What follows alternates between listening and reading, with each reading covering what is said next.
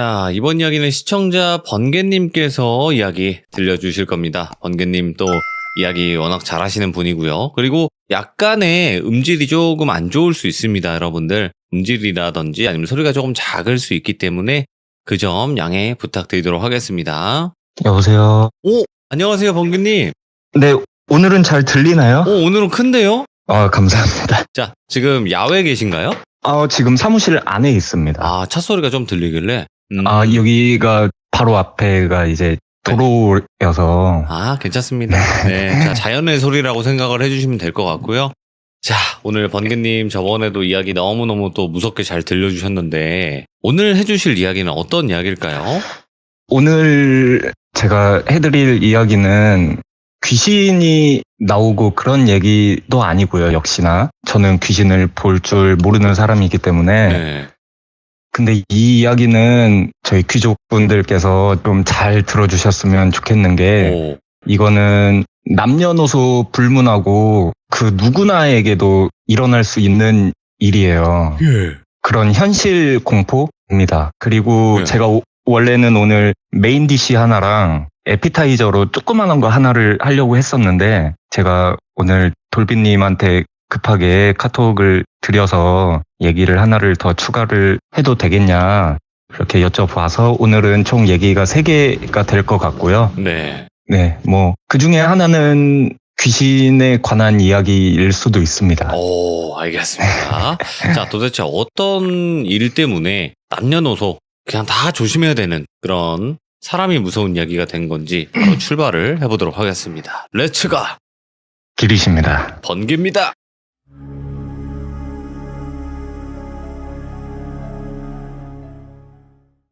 우선 제가 이야기를 전달해드리기 전에 제 직업을 먼저 말씀을 드리면 저는 현재 서울에서 부동산 중개업을 하고 있습니다. 그렇죠. 부동산 중개업을 하고 있고, 부동산 중개업을 하다 보면 젊으신 분들도 많이 만나는데 연세가 조금 있으신 분들도 자주 만나고 손님들도 많이 만나기 때문에 이런저런 얘기들도 듣고 하다가 오늘은 좀 경각심이라고 해야 될까요?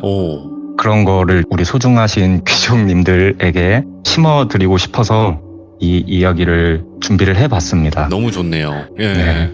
제가 이 이야기를 들은 거는 얼마 안 됐어요. 한 3달 정도 됐고, 이 이야기를 직접 해주신 분은 저희 부동산에 방문을 하셨던 한 손님이신데, 어느 날 제가 한 3달 전에 퇴근하고 집에 와서 밥 먹고 씻고 이제 운동 갈 준비를 해야겠다 하고 집에 딱 들어왔는데 모르는 번호로 전화가 하나가 오더라고요.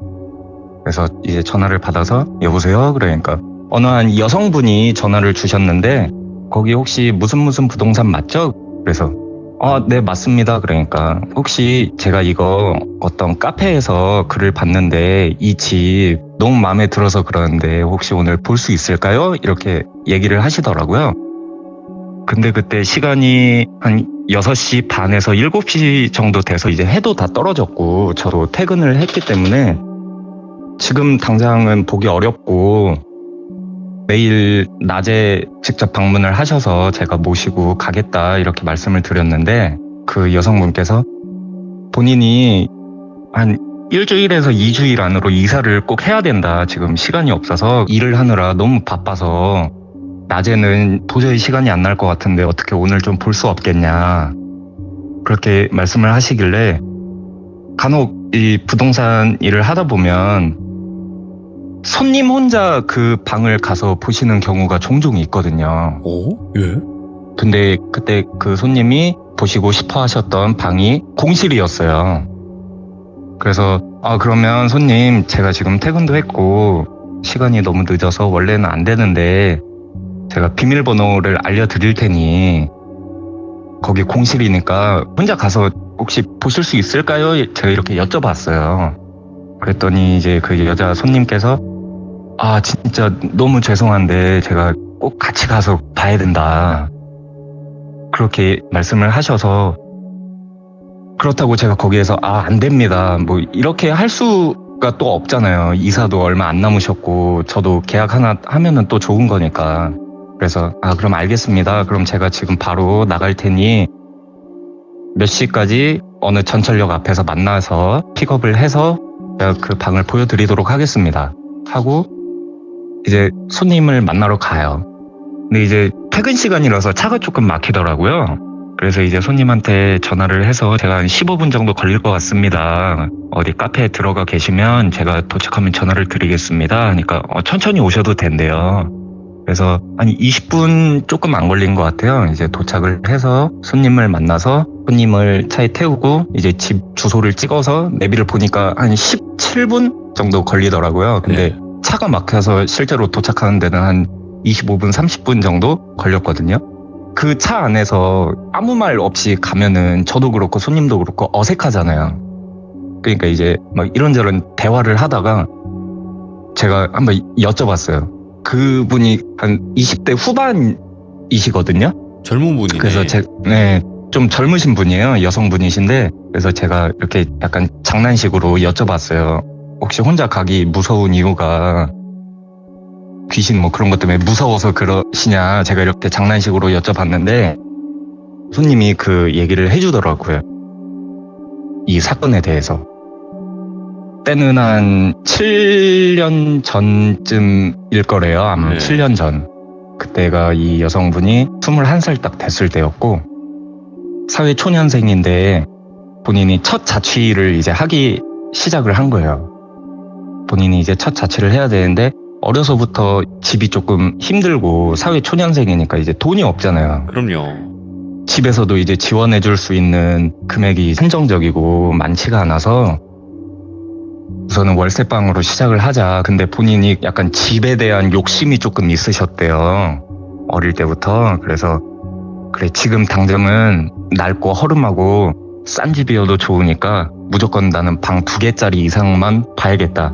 이런 계획을 가지고 그때 당시에 이제 방을 막 이렇게 찾기 시작을 하셨대요. 방을 딱 찾다가 마음에 드는 게 한 4개, 5개 정도 리스트를 쫙 뽑아서 여기 부동산 전화해서 집 보고 이렇게 해서 한 부동산에 이제 전화를 해서 그 중에 제일 마음에 드는 집이었대요, 이 집이. 그래서 부동산에 전화를 해서 저 이 방 너무 마음에 들어서 오늘 꼭 볼 수 있을까요? 그랬는데 거기 부동산 사장님께서 근데 오늘은 조금 힘들 것 같다. 왜냐면 본인이 지금 밖에 임장을 나와 있어서 사무실에 아무도 없다. 그래서 방을 보여줄 사람이 없는데 혹시 다른 날 시간 되냐? 그러니까 그 다음 날부터는 계속 출근을 하고 막 너무 바빠서 도저히 오늘 아니면 시간이 안 된다. 이렇게 말씀을 하셨대요. 그러니까 이제 거기 부동산 사장님께서 그러면 거기에 세입자가 하나 살고 있는데 연세는 조금 드신 나이 70에서 80 정도 되신 할아버님이 혼자 살고 계신다. 근데 몇 번 왔다 갔다 다른 손님들도 방 보여주고 하면서 그 할아버지가 방도 되게 잘 보여주고 하니까 본인이 그 할아버지한테 전화를 해놓겠다. 직접 가서 혼자 봐라. 이렇게 된 거예요. 그래서 주소를 받고 그 할아버지 전화번호를 받고 출발을 해요. 출발을 해서 집 앞에 도착을 해서 그 할아버지 번호로 전화를 합니다. 그러니까 전화를 딱 받았는데 목소리만 딱 들었을 때는 나이가 한 50대에서 60대 정도로 느껴졌대요. 목소리가. 그래서 안녕하세요. 저 뭐 어디 부동산에 방 보러 왔었는데 거기 부동산 실장님이 세입자한테 얘기해 놓을 테니까 혼자 가서 보라고 했다. 혹시 전달 받으셨어요? 그러니까 그래요? 어디신데요? 그래서 저 지금 여기 집 거의 다 왔어요. 그러니까 그러면은 여기 몇 호니까 와서 벨 누르면 문 열어주겠다. 이렇게 해서 집 앞을 가서 벨을 눌러서 기다리는데 이제 문이 딱 열렸어요. 문이 열렸는데 그 전화를 받았던 아저씨가 문을 열어주더래요. 7, 80대로 할아버지로 안 보이고 정말 5, 60대 왜 그 우리 동네에서 흔히 볼 수 있는 그런 패션의 그런 비주얼의 아저씨 있잖아요. 알죠. 문을 딱 열어주시면서 아까 전화한 사람이에요? 그래서 네, 제가 전화했어요. 근데 여기 할아버지 혼자 산다고 들었는데 그러니까 본인은 간병인이래요. 그래서 할아버지가 연세가 그래도 있으시니까 왜 혼자 사시는 분들은 막 어디 동사무소나 이런 데서 간병인 붙여주기도 하고 개인적인 간병인 이렇게 붙여서 하는 경우가 더러 있거든요. 그래서 그런가 보다 하고 딱 들어가서 집을 딱 보는데 간병인 분이 안방으로 이렇게 딱 들어가서 지금 여기 손님 오셨다 이렇게 말씀을 하신 거예요. 그 할아버지한테. 네. 근데 할아버지는 이제 편찮으시고 거동도 조금 불편하셔서 침대에 누워 계셨다고 하시더라고요. 그래서 할아버지한테 인사드리고 그리고 이제 방을 딱 둘러보는데 일단 돈이 없으니까 조금 싼 동네로 찾다 보니까 그 주변이 다 조금 엄청 허름한 이런 빌라촌이었대요. 굉장히 조금 오래된 빌라촌. 그런 빌라들이 모여있고 언덕도 좀 져있고 그런 빌라촌이었는데 내부를 딱 보니까 방 2개, 주방 겸 거실, 그리고 화장실 하나 있는데 바닥 장판은 왜 우리 옛날 집 보면은 누런 장판 있잖아요. 누런 장판에 뭐 찍힌 자국이 있고 정말 생활 기스들이 온 집안에 엄청 많았대요. 벽지도 원래 이게 흰색인지 아이보리색인지는 모르겠지만 중간중간 누런 것도 막 묻어있고 근데 집은 괜찮더래요. 그래서 본인이 생각을 했을 때 그래도 내가 뭐 보증금이나 이런 거 조금 싼 집 찾았는데 새 집을 바라는 건 너무 욕심이고 청소하고 입맛대로 꾸미면은 그래도 굉장히 살만하겠는데? 라는 생각이 들어서 너무 마음에 들더래요. 그래서 우선 방을 다 보고 나가기 전에 그 간병인 아저씨한테 제가 집은 일단 다 봤고 집은 너무 마음에 든다. 근데 제가 지금 이 집 말고 한 2개 정도 더 보려고 예약을 해놔서 우선 그것까지만 보고 제가 며칠 안에 결정을 해서 부동산 통해서 계약을 하도록 하겠습니다. 그러니까 편할 대로 하시라고 우리는 손님들이 빨리빨리 와서 우리도 빨리 이사 나가는 게 좋다 이렇게 얘기를 하시는 거예요. 네. 그래서 그 손님께서 왜요? 혹시 뭐 집에 문제가 있어요? 그렇게 여쭤보니까 아니 집은 너무 좋아. 너무 좋은데 여기 집주인이 가끔 가다가 마음에 안 드는 행동을 좀 해. 나는 그런 게 너무 싫고 그래서 몇 번 싸우기도 했고 우리가 여기 이제 2년 거의 안 살았는데 아직 만기가 안 됐는데 그렇게 해서 집주인이랑 이제 협의를 해서 우리가 조금 빨리 이사를 나가기로 했어요. 집은 좋아. 집에 문제 없어. 이렇게 말씀을 하시더래요. 그래서 그거 듣고 뭐 더 자세히는 안 여쭤봤대요. 뭐 집주인이 어떤 사람인지 뭐 만약에 집주인이 문제가 있다 하면은 이 집 계약 안 하면 그만이니까 본인은 그래 알겠다 그러고 다른 집을 보러 가고 그날은 그렇게 끝이 났대요. 그리고 한 이틀에서 3일 뒤에 5개, 6개 집 중에 3가지를 딱 추려서 제일 마음에 드는 3가지를 딱 추려서 오늘 마지막으로 이 집들을 정말 자세하게 한번 딱 보고 오늘 결정을 해서 당장 계약을 해야겠다라고 생각을 하신 거예요. 그래서 그 부동산에 다시 전화를 했어요. 부동산에 전화를 해서 저 3일 전에 그 집 보러 왔었는데 아무도 안 계신다 그래서 혼자 갔던 사람이다. 그러니까 네네. 그래서 뭐 결정은 하셨어요? 그래서 아직 결정은 안 했고 결정 마지막 단계인데 제가 이 집을 진짜 마지막으로 한 번만 딱 보고 싶다. 이렇게 말씀을 하셨는데 그때도 부동산에 사무실에 아무도 없었다라고 하더라고요. 네. 그래서 이걸 어쩌지? 아저씨 우리가 지금 사무실에 또 아무도 없어서 정말 오늘 꼭 봐야 될 것 같으면 내가 그 할아버지한테 전화를 다시 해놓겠다. 왜냐면 3일 전에도 혼자 가서 봤었으니까 이번에도 정말 미안한데 혼자 좀 가서 봐라. 이렇게 된 거예요.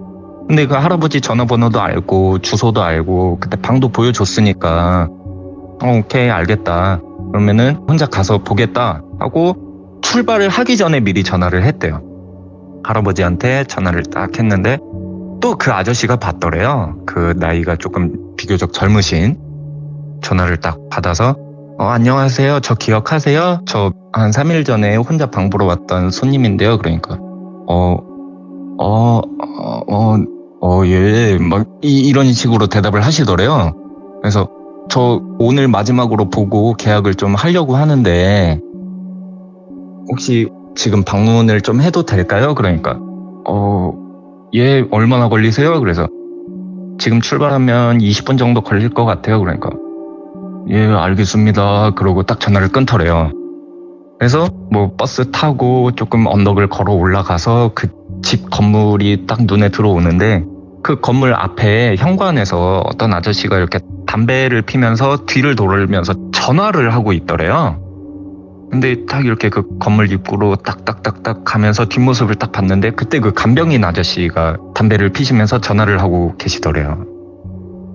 근데 인사를 드려야 되나 말아야 되나 하다가 지금 전화하고 계시니까 그냥 이따가 방 다 보고 인사를 드리든가 하자. 그렇게 된 거예요.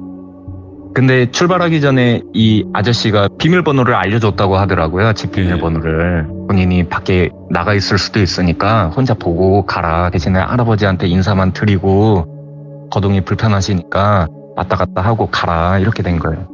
그래서 비밀번호를 치고 들어가서 안방에 들어가서 노크를 딱 하고 할아버지 안녕하세요. 저 3일 전에 여기 방 보러 왔었는데 혹시 저 기억하세요? 그러니까 할아버지가 오 기억해. 또 방 보러 왔어? 그래서 네 오늘 마지막으로 보고 이 집 너무 마음에 들어서 오늘 이 집으로 계약하고 싶다고. 그래서 그래 나 신경 쓰지 말고 집 편하게 봐 이렇게 말씀을 하시더래요.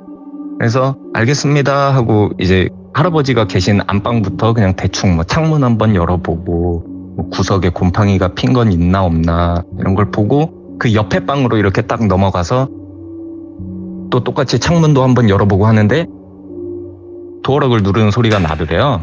예. 그래서 간병인 아저씨 전화 끝나고 왔나 보다. 그래서 보던 걸 멈추고 현관으로 나가서 인사를 딱 하려고 현관으로 딱 나갔대요. 그러니까 이제 간병인 아저씨가 문을 딱 열면서 눈이 마주친 거예요.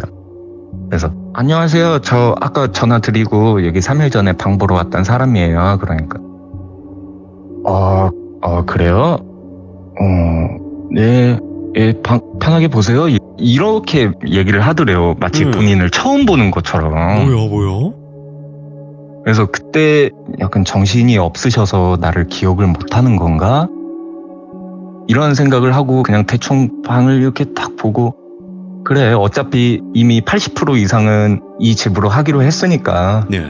그래 지금 가서 부동산에 전화해서 이거 오늘 중으로 계약을 한다고 해야겠다 하고 이제 딱 나가기 전에 간병인 아저씨한테 저 이 집 마음에 들어서 오늘 계약을 하려고요 이렇게 얘기를 하니까 간병인 아저씨가 그래요 알겠어요 그리고 안녕히 계세요 하고 이제 문을 딱 열려고 하는데 간병인 아저씨가 본인을 부르더래요. 저기 아가씨 이러면서 네? 그러니까 정말 미안한데 지금 한번 좀 도와줄 수 없겠어? 이러더래요. 그래서 예. 뭐 큰일이에요? 제가 지금 조금 바빠서 큰일이에요? 그러니까 아니 큰 거는 아니고 저기 여기 안방 옆방에 장롱이 있는데 그 위에 이제 박스가 하나가 있다. 근데 그거를 이제 꺼내야 되는데 본인이 며칠 전에 허리를 다쳐서 그거를 도저히 본인 혼자 꺼낼 수가 없는데 혹시 아가씨가 좀 꺼내줄 수 있어? 그러더래요.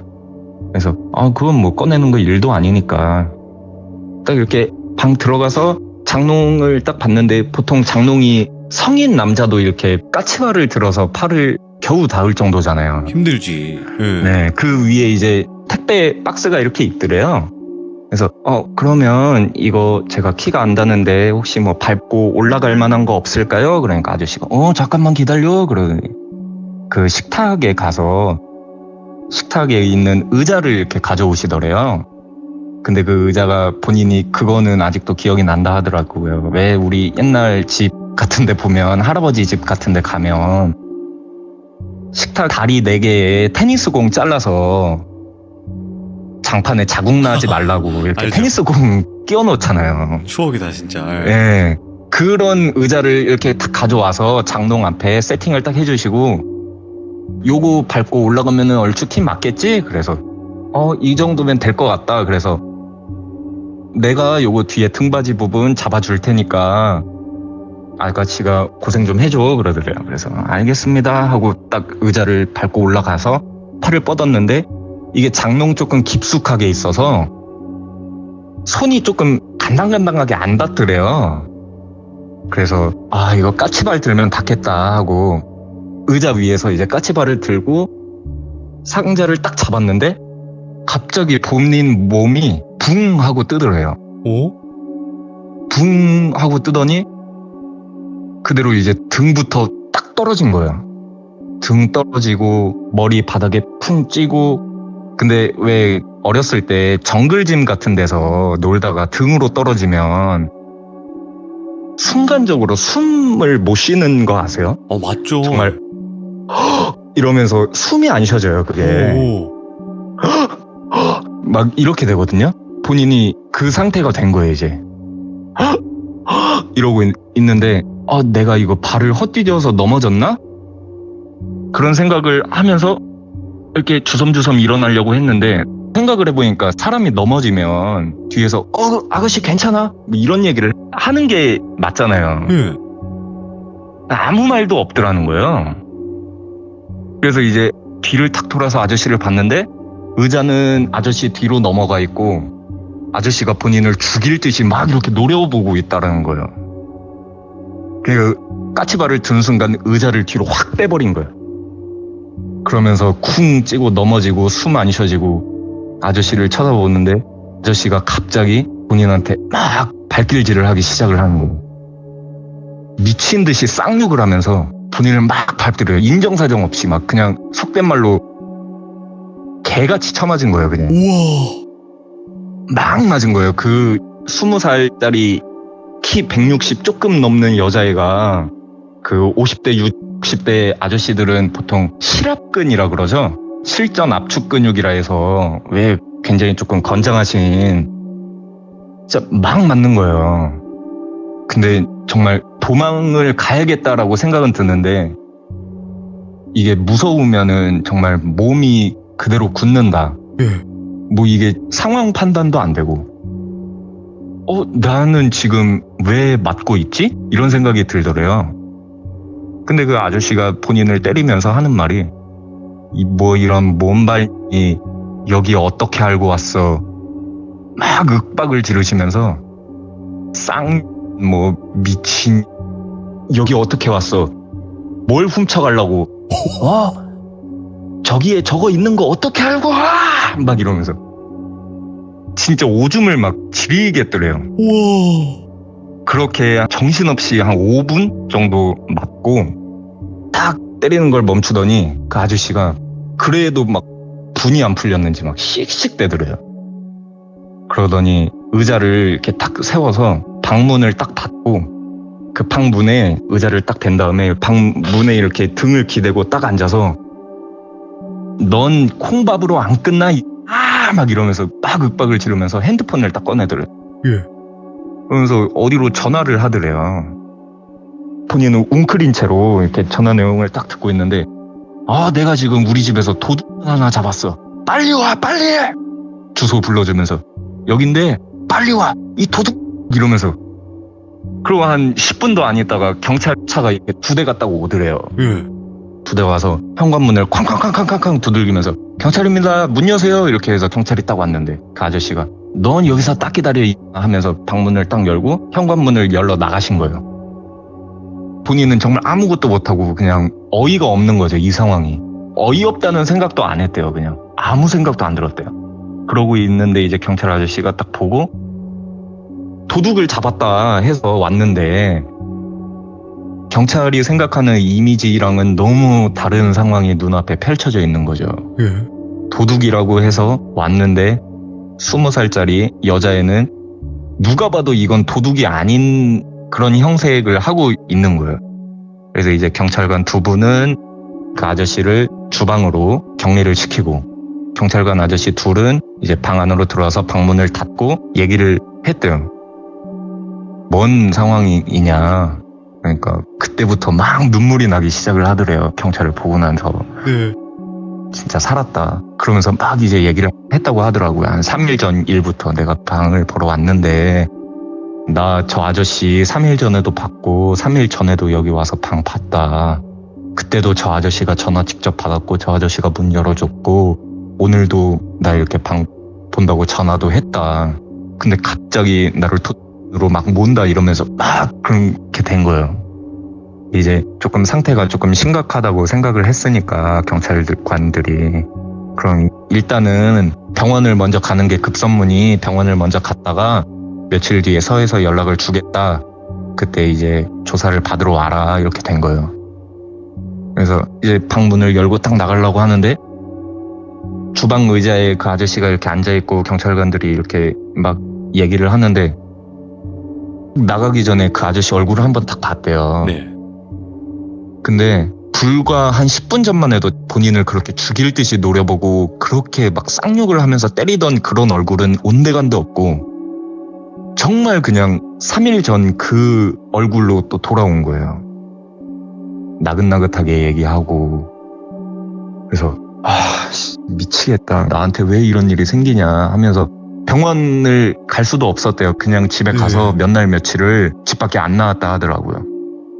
그러고 이제 첫 자취를 하려고 정말 기분 좋게 자취방을 구하려고 했는데 자취를 시작하기도 전에 그런 일을 당한 거잖아요. 네. 그러니까 자취는 포기를 하고 한 달 정도 친구 집에서 살다가 다시 본가로 그냥 가버렸대요. 와. 자취를 포기를 하고. 그리고 이제 그 친구 집에서 지낼 때 한 며칠 있다가 이제 연락이 왔는데 경찰서에서 그때 경찰서인데 일로 와라 조사를 좀 받아야 되니 정말 가기 싫었는데 갔대요. 본인은 솔직히 말하면 피해자니까 갈 이유가 없잖아요. 네. 근데 이게 경찰 입장에서는 도둑으로 피의자 신분이 된 거예요. 그러네. 예. 본인은 맞은 것밖에 없는데 피의자가 된 거예요. 피의자가 그래서 신고한 건데. 와. 네, 피의자가 본인이 직접 신고를 한 건데 피해자가 피의자로 이제 조사를 받으러 간 거예요.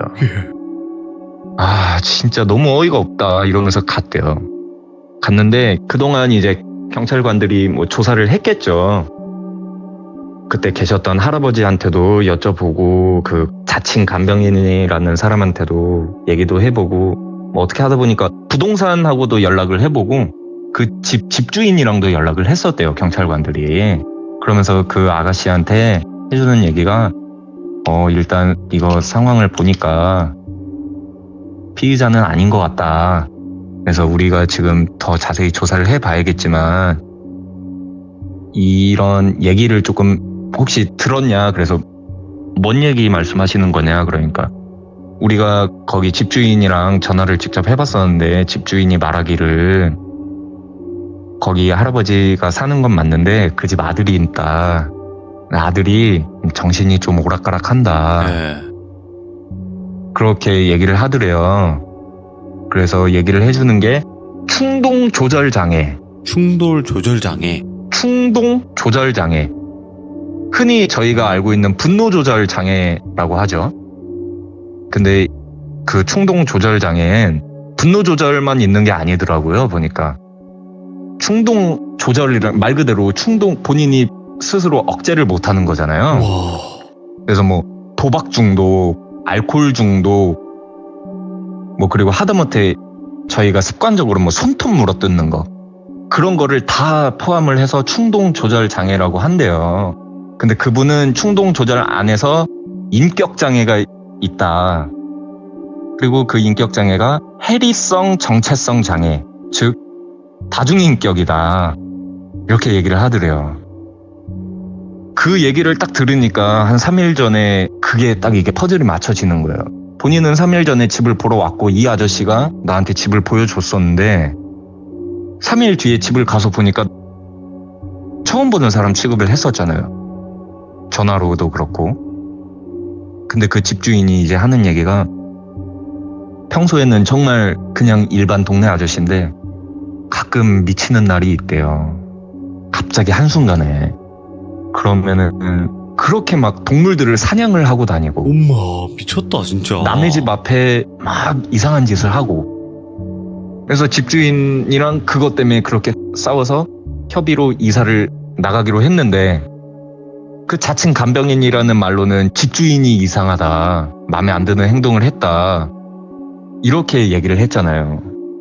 그러니까 본인이 그런 행동을 인지를 하고 있는지 모르는지는 모르겠는데 본인은 이제 그 여자 손님한테 집주인이 문제가 있다, 그래서 우리가 이 집을 나가기로 했다, 이렇게 얘기를 했는데 보니까 본인한테 이제 문제가 있던 거였죠. 그렇게 돼서 우선은 그러면 본인은 피해자니까 이걸 이제 사건 접수를 해야 되는데 근데 정말 엮이기가 싫었대요. 네. 너무 무섭고 계속 잘 때마다 생각이 나고 그냥 길 가다가 허름한 집 같은 것만 보면은 바로 그게 다 그 장면이 막 생각이 나고. 네. 그래서 나는 정말 엮이기 싫다. 그냥 뭐 알아서 해라. 뭐 나는 고소 이런 거 할 생각도 없고 그냥 나한테는 앞으로 이런 얘기 안 해줬으면 좋겠다. 이렇게 하고 일단 집에 갔대요. 네. 그러고 한두 달 있다가 이제 경찰서를 통해서 전화가 왔는데 일단 벌을 받긴 받아야 돼서 그 사람이 벌을 받는데 형벌을 받은 게 아니에요. 형벌을 받은 게 아니고 보통 이제 형이라고 하는 거는 뭐 네. 징역 벌금형을 포함을 해서 기록이 남는 거잖아요. 전과 그렇죠. 기록이 남는 건데 그 아저씨는 심신미약에 초범에 그래서 형을 집행을 하지 않고 보호감호라고 해서 치료를 받는 거예요. 치료를 받고 일상생활로 돌아오는 거죠. 그렇게 됐다고 하더라고요. 와, 그분은 이거는 트라우마가 남을 수밖에 없다. 그쵸. 그래서 와. 제가 비밀번호 알려줄 테니 혼자 가라고 했을 때도 제발 부탁이니까 같이 좀 가자 이렇게 얘기를 하셨던 거고 네. 그 얘기를 듣고 나니까 이제 이해가 되더라고요. 아, 근데 이거를 이 여성분만 당할 것 같진 않더라고요. 보니까 이건 저도 당할 수 있는 거고 그럼요. 예. 저희 어머니, 뭐 아버지, 뭐 친구, 여자친구 누구나 다 당할 수 있을 것 같다는 생각이 들어요. 와, 너무 무섭다 네. 이거. 갑자기 한순간에 참. 돌변한 거잖아요. 그쵸. 갑자기. 와, 어질어질하네 진짜. 그래서 한 몇 년을 그렇게 그냥 본 집에 다시 살다가 중간중간 치료도 많이 받으셨다고 하시더라고요. 네. 심리 치료도 많이 받고 해서 그래도 내가 언제까지 이렇게 같이 살 수는 없으니까 마음을 다 잡고 그때 몇 달 전에 이제 첫 자취를 다시 시작을 하시게 된 거예요. 그렇죠. 예. 네. 원래는 이제 중개인이 같이 가는 게 맞죠. 그러니까 아. 일반적이지 않은 상황은 맞아요. 왜냐면 네. 집주인이 절대 우리 집이 아무리 공실이라고 한들 손님을 혼자 보러 가게 하고 이러진 않잖아요. 집주인이 싫어하잖아요. 그렇죠. 대부분은 그렇잖아요. 근데 이런 상황에서는 절대 이러면 안 되겠다라는 걸 또 많은 분들이 지금 아셨을 것 같고 조심해야 되겠다 이런 생각을 네. 하셨을 것 같아요. 너무너무 감사합니다, 번개님. 네. 네. 아 그리고 그 여성분은 다행히 계약은 저희가 했고 아, 제가 잘하셨구나. 이 사정을 듣고 복비라고 하죠. 이제 중개 네. 수수료. 제가 그거는 그 여성분한테는 안 받았습니다. 아, 안 받고 해주신 네. 거예요? 네, 안 받고 첫 자취이고 하니까 오. 그리고 그런 트라우마를 극복도 하셨고 그래서 제가 그냥 그 복비 안 받을 테니 어차피 저희는 집주인한테만 복비를 받아도 돈이 아, 되니까 그렇죠. 양쪽에서 다 안 받아도 되니까 부님 요 복비 없이 하셔라. 그렇게 해서 계약을 했습니다. 야, 또 좋은 걸 해주셨네요. 자, 이제 두 번째 아, 이야기로 감사합니다. 바로 한번 네. 넘어가 볼게요. 요 두 번째 이야기는 제가 이 이야기를 할까 말까 고민을 너무 많이 했어요. 왜냐면 제가 지금 사무실에 불 다 꺼놓고 여기 사무실이 그렇게 크지가 않아요. 네. 1층에 있는 조그만한 일반적인 동네에 있는 부동산이고 6평, 7평 정도 되는 사무실인데 제가 이 이야기를 왜 꺼려 하냐면 지금 그 이야기를 하는 장소가 제 건너편에 있거든요. 네. 저는 지금 그곳이 보여요. 아, 그 집이. 그래도 얘기를 하기로 했으니까 얘기를 하겠습니다. 굉장히 네. 짧아요. 굉장히 짧은 얘기고 저도 이것도 들은 얘기인데 네. 여기가 서울입니다. 지역은 서울이고 저희 부동산 앞에는 이제 시장이 하나가 있어요. 재래시장 같이 크진 않고 조그만한 재래시장이 있고 그 시장 길을 쭉 따라서 버스가 다니는 차길이 하나가 있는데 거기가 이제 재개발 지역이에요. 저희 부동산은 재개발 지역이 아니고 저희 부동산 건너편이 이제 재개발 지역이거든요.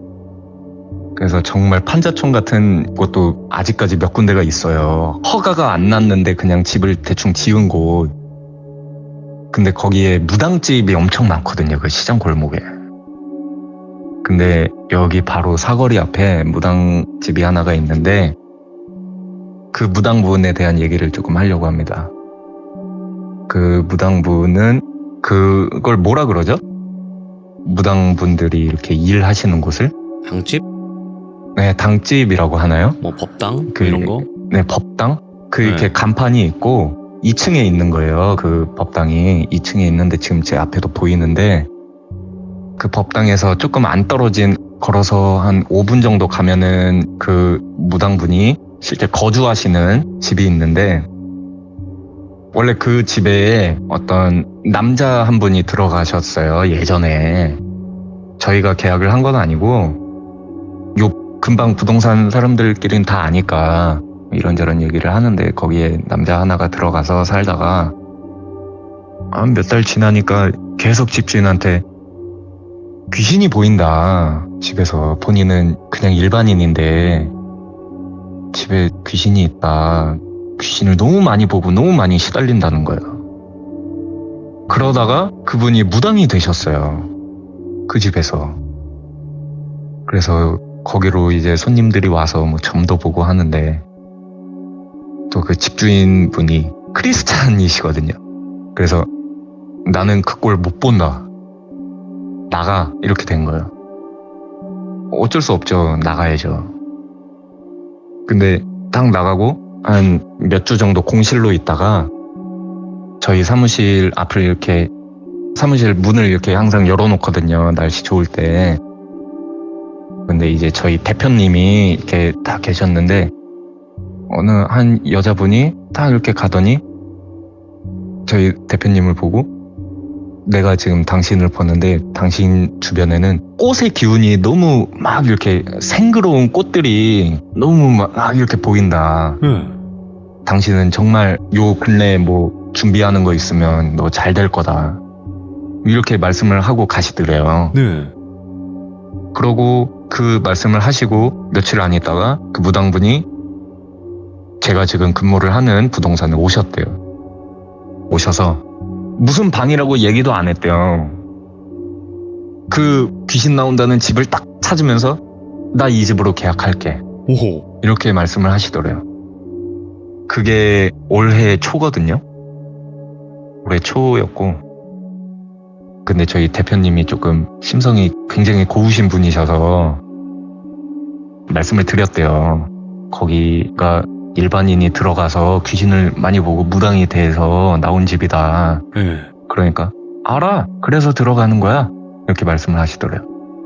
그래서 그때 며칠 전에 한 얘기도 있고 이 사람 무당이구나. 그래서 알겠다. 그러면은 그 집으로 계약을 하자. 그래서 그 법당에서 조금 안 떨어진 곳에 반지하인데 굉장히 허름한 반지하거든요. 거기로 이제 계약을 하신 거예요. 그리고 지금 몇 달 안 됐어요. 6개월도 안 됐을 거예요. 그 무당분은 그 집에서 심장마비로 돌아가셨어요. 제가 들은 건 여기까지인데 정말 나이도 젊으시거든요. 막 엄청 늙진 않으셨어요. 50대, 60대 무당 아주머니신데 그렇게 계약을 하고 그 집에서 돌아가셨어요. 갑자기 심장마비로. 이거 그거 같다. 그러니까 무당들 눈에는 그런 곳이 좀 네. 욕심나는 곳이 있거든요. 터가. 네. 근데 거기 누르고 살면 모르겠는데 거기 가서 못 눌러서 돌아가신 거 아닌가 싶네. 근데 이 무당분이 저도 이 얘기를 듣고 혹시나 막 네. 허주를 모시는 무당분이셔서 일부러 그 집에 들어가셨나 이런 생각을 했는데 저희 대표님도 주변에 소문을 듣고 보니까 정말 그냥 평범한 무당이래요. 나쁜 짓 하는 무당이 아니고 그냥 무당이고 사람들 도와주는 그런 무당이고 저희 어머니가 실제로 그 무당분한테 점사도 몇 번 봤었어요. 그리고 사망하시기 하루 전에도 엄마랑 길 가다가 만나셨대요. 그래서 대표님이 그 무당 죽었다 그러니까 저희 어머니가 나 그 무당 어제도 봤는데? 이렇게 말씀을 하시는 거예요. 좀 미스테리하구나. 어떻게 된지는 정확하게 네. 모르지만. 네, 제가 막 이런 거를 직접 찾아보고 가보고 그런 깜냥이 안 돼서 네. 그 집이 지금까지도 공실이거든요. 지금 제 사무실에서 한 걸어서 5분만 가면 그 집이 있는데 오, 예. 제가 진짜 조금만이 깡이 있었으면 한번 가서 보고 귀신이 많다고 하니까 저는 귀신을 한 번도 본 적이 없어서 가봐야 되나? 하다가도 못 가죠. 저 같은 사람들은 절대 못 가요. 야. 근데 지금 그 간판이 보이거든요. 그 무당분의 법당이. 네. 그러니까 제가 이 얘기를 하면서 너무 무서워서 얘기를 안 하려다가 일단은 했습니다. 야. 그런데 오늘 또 네. 좀 이상한 일을 겪으셨다고 했어요? 네, 오늘 당일 겪은 거고요. 예. 저도 솔직히 이게 아직 조금 그래요. 뭐 이게 뭔 상황인지도 모르겠고 제가 저번 주 토요일 날 그리고 오늘 해서 이틀 동안 손님이 집을 엄청 많이 갖고 계시는 분이 계셔요. 건물주가 이게 거의. 뭐 네. 건물주인데 집이 진짜 막 수십 채가 있어요. 근데 인천에 집이 한 20개 넘게 있는데 본인이 지금 싹 다 수리를 했다. 그거를 조금 팔아줘라. 한 호실 팔 때마다 200만 원씩 주겠다.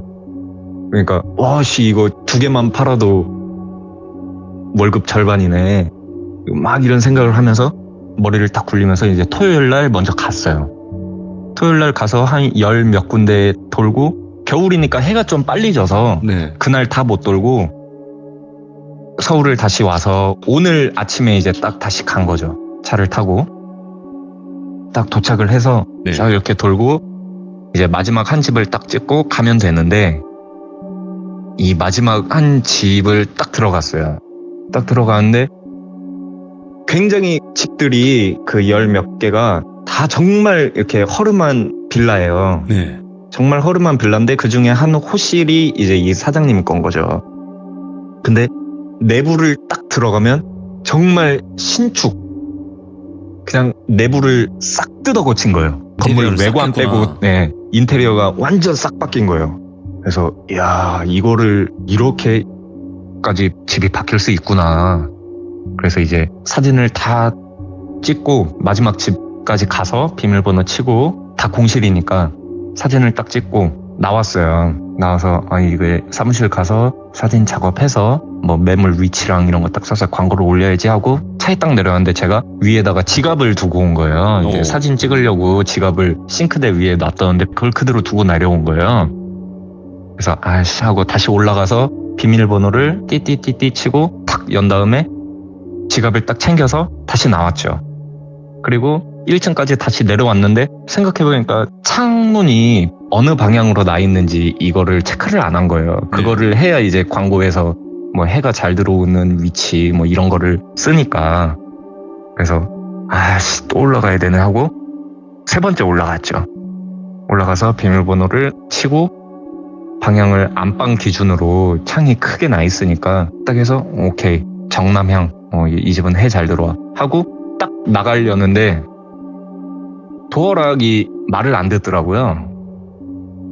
왜 옛날 도어락들은 이렇게 버튼을 딱 누르면은 띠리릭 하고 열리고 문고리를 잡고 이렇게 나가야 되는데 요즘 도어락들은 그냥 이렇게 문고리를 탁 밀면은 자동으로 덜컥하고 열리고 문 맞아. 닫으면 띠리리 하면서 잠기잖아요. 맞아요. 그래서 제가 오늘 돌비님한테 동영상을 보내드렸죠. 네, 맞아요. 혹시 그거를 지금 조금 잠깐만요. 켜주실 수 있을까요? 제일 긴 걸로 하나 켜주세요. 40 몇 초짜리. 이거 이 도락 맞죠? 네. 저거를 그냥 열면 나갈 수가 있거든요. 제가 이렇게 문 여는 걸로 한번 틀어주실 수 있으실까요? 안 열린다. 이게 지금 이 소리가 나오고 있죠. 네, 저 소리가 문이 잠길 때 나는 소리거든요. 왜냐면 음이 내려가잖아요.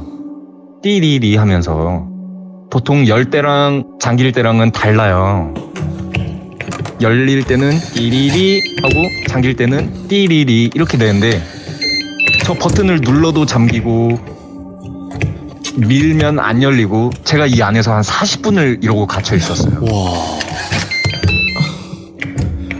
이거 진짜 완전 새 건데, 느낌이? 네, 완전 새 집이고 네.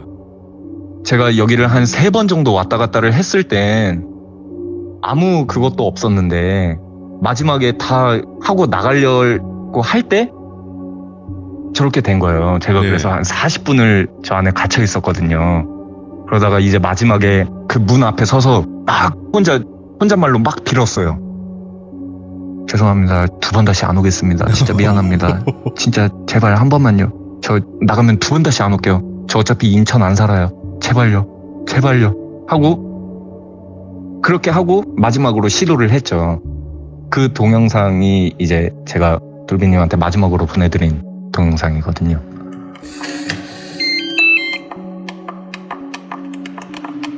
제가 막 혼잣말로 빌고 제발요. 그러고 이제 마지막으로 시도를 한 거예요. 한 40분을 갇혀 있다가 열렸다. 열렸어. 그러니까 열리더라고요. 그러니까 이게 뭔가 귀신에 관련됐다. 아니면 뭐 그런 거다라고 확정을 할 수는 없겠지만. 그쵸. 뭐 기계에 오류일 수도 있는 거예요. 하지만 그쵸. 이상하잖아. 왜 하필 내가 그렇게 빌고 죄송하다 잘못했다라고 하니까 열어주나. 좀 이런 느낌이네요. 네. 그래서 제가 오면서 생각을 해봤는데 저게 밀면은 문고리가 이렇게 안으로 들어가잖아요. 이거는 땡기면은 아무런 작동을 안 하는 거고요. 무조건 밀어야 되는 거고. 네. 뭐 저는 지금도 뭐 그냥 문이 고장 났다라고 생각은 합니다만 네. 그 앞전에 2번은 아무런 이상이 없다가 마지막에 그랬고 그리고 그 맨 처음 틀어드린 영상에서 네. 제가 멀리서 이렇게 찍었는데 지 혼자 이렇게 잠기는 영상이 있거든요. 그거 마지막으로 혹시 한 번만 틀어주실 수 있으실까요? 이 영상이에요. 건드리지 지 혼자 않았는데. 잠겨요 이러고. 근데 이게 40분 동안 계속 저러더라고요. 한 1, 2분에 한 번씩 지 혼자 잠겨요. 그래서 여기는 공실이니까 뭐 아무것도 없죠 집에. 네네. 보일러도 안 들어오고 너무 추운데 혼자 40분 동안 막 벌벌 떨다가 그래서 네. 제가 이거를 옆집에 물어봤어요. 문을 열고 나와서 옆집을 두드린 다음에 안녕하세요 저 부동산인데 혹시 여기 지내실 때 도어락 같은 거 혼자 막 소리 나요? 그러니까 안 난대요. 본인은 들어본 적도 없대. 근데 저번 주인가 저저번 주에 저랑 똑같이 여기 안에 갇힌 사람이 있었다고. 다른 부동산에서 온 사람.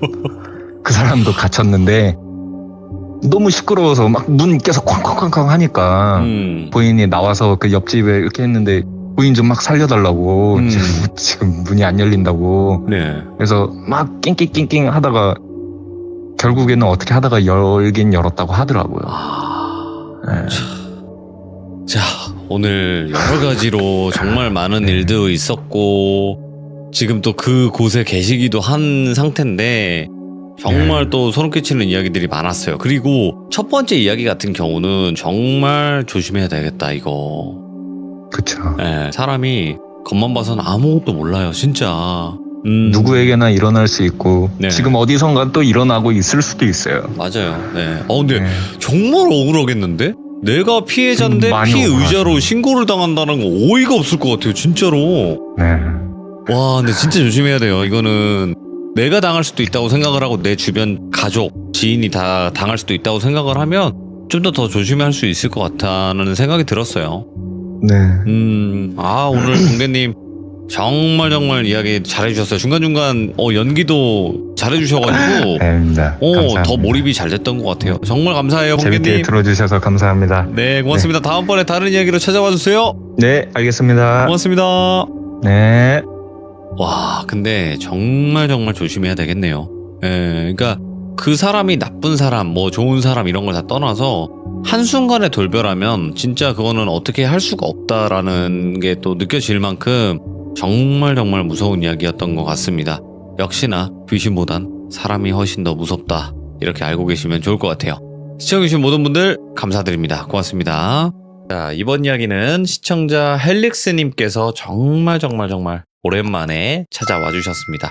오늘 헬릭스님은 어떤 이야기일까? 바로 만나 뵙도록 하겠습니다. 네, 여보세요? 안녕하세요. 네, 오랜만입니다. 헬릭스님. 네네. 시청자분들에게는 오랜만일지 모르겠지만, 우린 한번 만났었잖아요. 그죠? 그렇죠. 네, 맞습니다. 진짜. 그때 올림픽공원에 오셔가지고, 안녕하세요. 저 헬릭스입니다. 네? 그래가지고 인사 나눴었잖아요. 네네, 맞습니다. 그때. 그때. 너무 반가웠어요. 네네. 가뜩이나 큰 눈이 더 커지시더라고요. 제가 눈이 큰 편은 아니라서. 네, 그때 또 찾아와 주셔서 다시 한번 감사드립니다. 네네.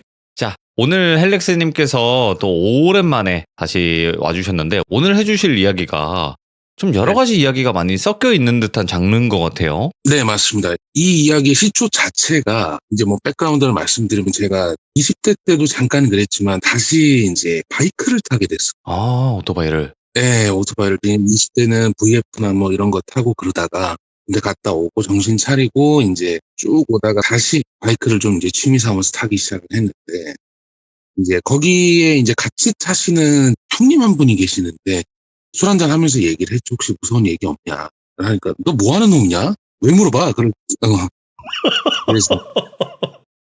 예. 아니 뭐 이런저런 관심이 있어서 물어봤다 그러니까 네. 그러면 내가 딱 이 나이 때쯤 있었던 일을 얘기해 줄게라고 얘기하면서 시작이 되는 얘기. 그래서 그 형님에 관련된 이야기구나. 네네네. 그리고 네. 저도 같이 야간에 이제 저는 낮에 가는 것보다는 이제 밤에 가는 걸 좋아하는데 같이 밤에 속초 쪽을 가는 그 길에 있었던 얘기입니다. 알겠습니다. 그럼 바로 출발을 해보도록 하겠습니다. 오랜만입니다. 렛츠가! 길이십니다. 헬릭스입니다.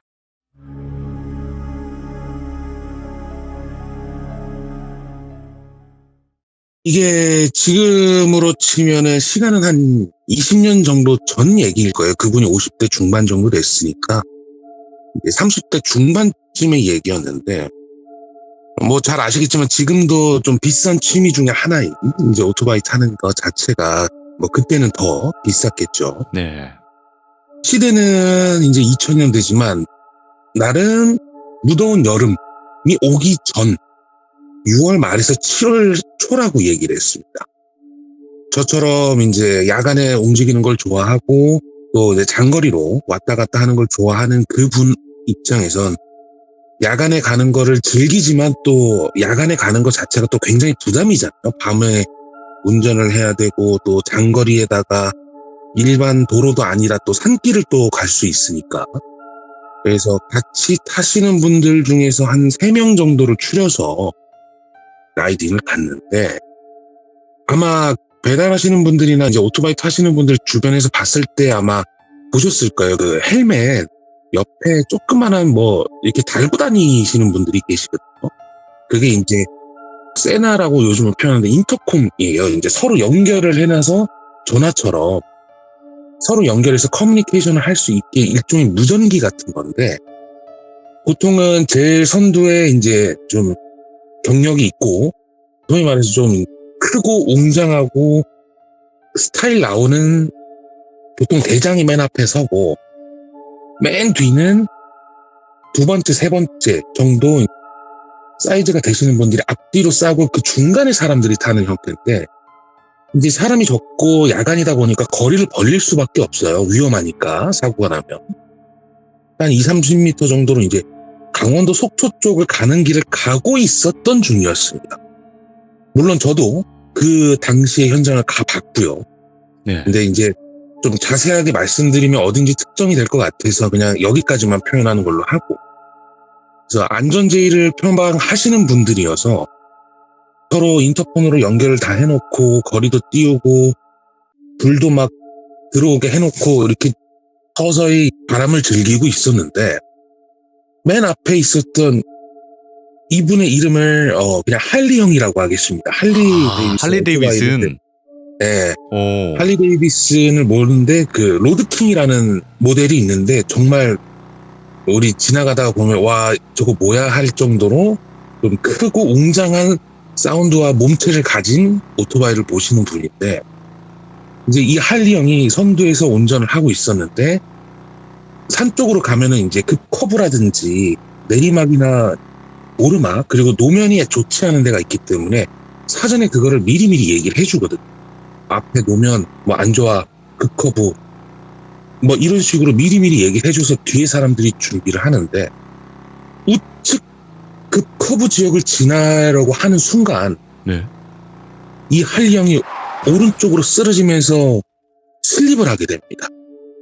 이 슬립이라는 게 그 옆으로 넘어져서 낑 미끄러지는 거 요거를 얘기를 하는데 슬립으로 넘어져요. 근데 아시겠지만 타이어가 크면 클수록 안정감이 좋은데 그 정도 되는 사이즈의 오토바이를 운전하는 사람이 옆으로 넘어진다라는 얘기는 둘 중에 하나입니다. 운전을 자면서 했거나 아니면 뭘 밟은 거예요. 그렇게 오른쪽으로 넘어지면서 낑 미끌렸는데 문제는 거기가 산이고 그리고 아시겠지만 산도로는 넓지가 않잖아요. 그리고 바깥으로는 이제 뭐 낭떠러지라든지 이렇게 도로 외 사정이 굉장히 안 좋기 때문에 뒤에 있으신 분들이 바로 오토바이를 세워서 사람을 끌어내리고 그 라바콘이라고 하죠. 우리 공사장에 쓰는 그 뾰족한 꽃갈콘 모양으로 된 거. 네. 그리고 경광봉을 흔들어서 사고가 났다는 걸 인지를 시키려고 세팅을 해서 사람을 그 할리 형을 갓길로 빼서 봤는데 다행히 처음에 말씀드렸지만 안전제일이기 때문에 그분들은 보호장구라든지 최소 가죽으로 된 옷과 바지를 입으세요. 네. 그게 이제 안전으로 생각하면 가장 좋은 옷 소재니까. 그래서 다행히 이제 찰과상이라든지 뭐 멍 정도밖에 없어서 그리고 뭐 골절이라든지 이런 거 보이지 않아서 이제 정리하고 가려고 하는 찰나 코끝에 뭐가 걸리더래요. 정신을 차리니까 비릿한 냄새하고 기름 냄새가 올라오더래요. 아, 난리 났다. 이거 뭔가 알 수 없는 충격으로 인해서 기름이 새는 거 아니야? 라고 생각을 한 거예요. 근데 아시겠지만 차량은 이제 기름통이 안에 있지만 연료통이 안에 있지만 오토바이는 외부에 노출이 돼 있고 그 산길에서 만약에 오토바이가 퍼지면 처리하기가 굉장히 난감해집니다. 차는 뭐 레카로 실어가면 되는데 오토바이는 레카 서비스가 안 됩니다. 그래서 차량을 수배를 해서 용달차로 와야 되는데 거기까지 올 수 있는 사람도 많이 없고 비용도 어마어마하게 크기 때문에 난리 났다. 이거 불나겠다 싶어서 그 큰 오토바이를 세 명이서 낑낑대면서 갓길에다 세워놓고 네. 이제 후레쉬를 켜서 보기 시작한 거죠. 혹시 기름이 새고 있으면은 기름을 어떻게든 처리를 해야 되니까. 근데 고장만 벗겨졌지 껍데기만 벗겨졌지 기름이 새는 게 안 보이는 거예요. 아, 다행이다. 혹시 그럼 뭐 엔진 오일 쪽에 문제가 있나. 오토바이는 어쩔 수 없다 치지만 그래도 뭐 큰 사고는 안 나겠다 싶었는데 바닥을 보니까 바닥에 스키드 마크가 있는 거예요. 급브레이크를 밟으면 타이어가 노면에 갈리면서 생기는 그렇지. 타이어 자국인데 스키드 마크가 있는데 그 스키드 마크 옆에 줄이 하나가 더 있는 거예요. 검은색이었다고 봤대요. 그때 당시에는. 검은색 마크가 한 줄이 더 있더래요. 그래서 혹시 뭐 포터 같은 타이어가 2개가 있는 차량인가 싶었는데 오른쪽에는 타이어가 하나밖에 없어요. 타이어 자국이. 이상하다 싶어가지고 어느 정도 이제 심적으로 안정이 되고 하니까 이제 그때서부터 주변을 둘러봤는데 할리 형이 사고가 났던 자리 앞에 다른 커브에 검은색 차량이 박혀 있는 거예요. 아, 이거 사고가 난 자리구나 라고 판단을 하고 그때 정신을 차리니까 차가 이동했던 동선으로 바닥에 기름이 깔려 있는 거 보니까 아, 이거 내가 문제가 있었던 게 아니라 기름을 밟아서 내가 넘어졌구나 생각하고 그 차로 뛰어갔다. 네. 2명이었던 것 같대요. 근데 운전석에 계신 분은 나름 뭔가 이제 사람이다라고 생각할 수 있을 정도였는데 네. 뒷좌석 창문이 깨져 있었는데 부분만 있는 거예요. 일부분만. 안에는 뭐 이미 그러니까 너무 고화해서 표현은 여기까지 할게요. 난리 났다. 이거는 대형 사고다. 초대형 사고다. 그래서 바로 119와 경찰에 연락해서 우리가 여기 있는데 빨리 와서 수습을 해라라고 얘기해서 그 자리를 계속 지켰다. 그렇죠. 지킬 수밖에 없죠. 할 수 있는 게 없으니까.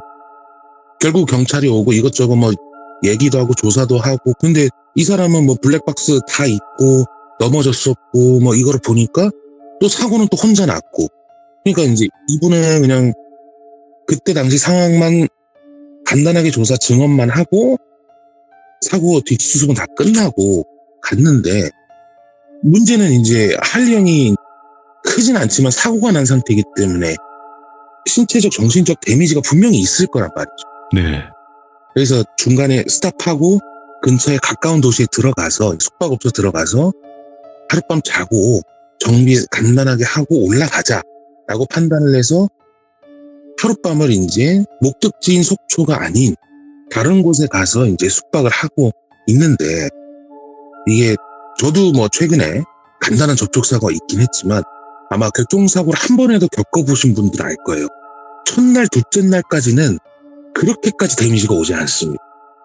3일 정도 되면 그때서부터는 거의 움직이지 못할 정도로 아픈 통증이 몰려와요. 이거는 사고 당하신 분들은 아마 공감하실 거예요. 당일날은 모르다가 그 다음날 데미지가 오는데, 그분도 당시에는 내가 아프다기보다는 사고 뒷수습이라든지 이런 거에 고민하다가 막상 이제 심적인 안정이 딱 취해지면서 그때 데미지가 몸으로 온 겁니다. 그렇죠. 완전 기절을 한 거예요. 거의 기절하듯이 잠을 잤어요. 근데 기절하면서 잠을 잔 것까진 좋은데, 문제는 병원에 가야 되잖아요. 뭐가 됐든 간에 뭐 확인을 해야 되니까. 그래서 그쪽에 지역에 있는 병원 가서 뭐 CT랑 뭐 이런 걸 다 찍어봤는데 다행히 골격계라든지 신경계 쪽은 문제가 없고 타박상의 살과상 정도다. 다만 조심해라라고 얘기를 듣고 정말 이제 안심하듯이 정말 기절합니다. 자는 게 아니라 기절을 해요. 자는데 이분이 피지컬이 어느 정도 되냐면 키가 한 190 정도 되고, 어머. 돌비님이 저를 보셨잖아요. 예. 상체가 저만합니다. 오, 덩치가 있으신구나. 정말 장정 거구라는 표현이 딱 맞을 정도로 예.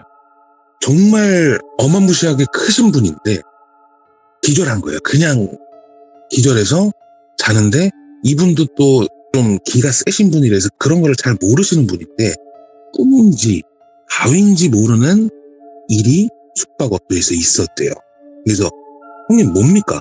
라고 물어보니까, 야, 내가 엔간해서 이런 거 잘 안 보거든. 근데 꿈인지 감인지 모르겠는데 객실 복도에서 누가 자꾸 왔다 갔다 하는 거야. 근데 형님 솔직히 얘기해서 숙박업소 이런 데 보면은 사람들 왔다 갔다 하는 건 기본 아닙니까? 거기는 또 강원도 인근이니까 없을 리가 없잖아요. 그러니까 아니 근데 그게 아니라 너 혹시 코끼리 다리 병이라는 거 혹시 아니야? 이렇게 이 얘기를 하는 거예요. 예. 코끼리 다리병? 네, 그게 뭐냐면 기생충 때문에 다리가 막 코끼리처럼 이렇게 붓는 그 병인데, 오. 이거는 다리를 끄는 정도가 아니야. 꼭 20kg짜리 쌀포대를 질질 끌면서 걷는 것처럼 느껴지더라고. 아니 뭐 저 같은 놈도 걸 때 그렇게까지 소리가 안 나는데요. 아니 근데 계속 방 앞을 왔다 갔다 하는 것 같아서 짜증이 나서 내가 문을 열었다? 근데 아무도 없어. 근데 객실 복도가 거기는 조금 시설이 오래돼서 그런지 모르겠는데 왜 타일이나 대리석이 아니라 카페트 깔아놓는 숙박업소들 있잖아. 그건데 바닥에 빨간색 카페트가 있는데 거기 이렇게 줄이 내 방까지 앞에 있더라.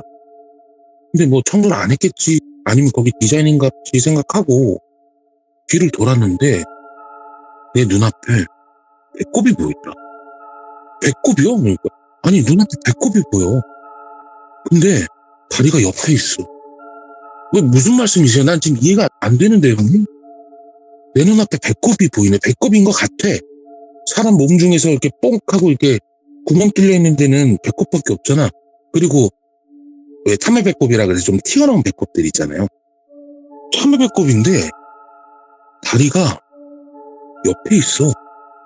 그러면서 펜을 딱 꺼내더니 그림을 그려주는데 물구나무 서는 것처럼 사람이 서 있는 게 아니라 허리가 90도로 옆으로 돌아가 있어서 배꼽 옆에 발이 보였다는 거야. 이 물구나무 선 것도 아니고 그때서야 이제 아시겠지만 그 불편한 그 골짜기라고 하는 그게 있잖아. 사람이라고 생각을 했지만 사람 같지 않은 모습을 보면 사람이 굉장히 불쾌함을 느끼는데 네.